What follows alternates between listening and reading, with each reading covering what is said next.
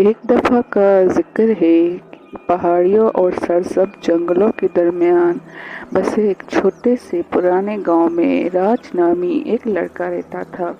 راج ایک غریب گھرانے سے تعلق رکھتا تھا۔ ان کی چھوٹی جھونپڑی مٹی اور کھرچوں سے بنی ہوئی تھی اور ان کا کھانا اکثر کم ہوتا تھا، لیکن راج چمکیلی مسکراہٹ اور اٹل امید کے لیے جانا جاتا تھا۔ ایک صبح جب راج گاؤں کے قدیم برٹ کے درخت کے پاس گھوم رہا تھا، اس نے گرے ہوئے پتوں کے ڈھیر کے نیچے چھپی ہوئی ایک پرانی پھٹی ہوئی کتاب دیکھی۔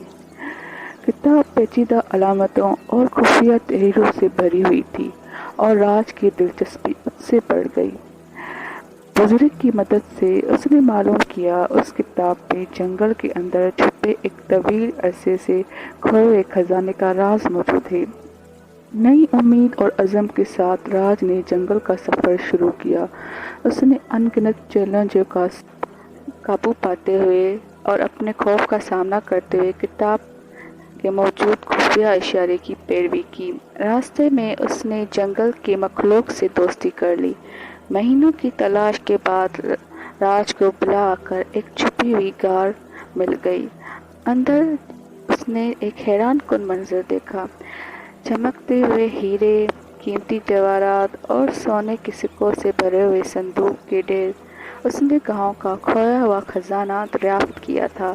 راج کی دریافت کی خبر جنگل کی آگ کی طرح پھیل گئی اور خبر سلطنت کے کونے کونے تک پہنچ گئی۔ دولت مند سوداگر اور رئیس گاؤں آئے اور خزانے خریدنے کے لیے بے چین تھے، لیکن راج کو معلوم تھا اس نے جو دولت پائی تھی اس کی اصل قیمت کیا ہے۔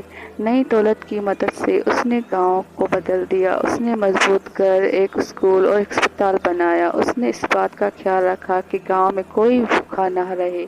راج کی سخاوت اور دانش مندی سے اس نے نہ صرف دولت سے مالا مال کر دیا، ایک ہی اپنے ساتھی گاؤں والوں کے دلوں میں بھی امیر بنا دیا۔ اس نے اپنے سفر کے سیکھے ہوئے سبق کی قدر کرتے ہوئے معمولی زندگی گزاری اور اس طرح چھوٹے گاؤں کا غریب لڑکا امید کی علامت بن گیا، جس نے یہ ظاہر کیا کہ عزم، مہربانی اور تھوڑی سی قسمت کے ساتھ کوئی بھی اپنی قسمت کا رخ موڑ سکتا ہے اور اپنی برادری میں خوشحالی لا سکتا ہے۔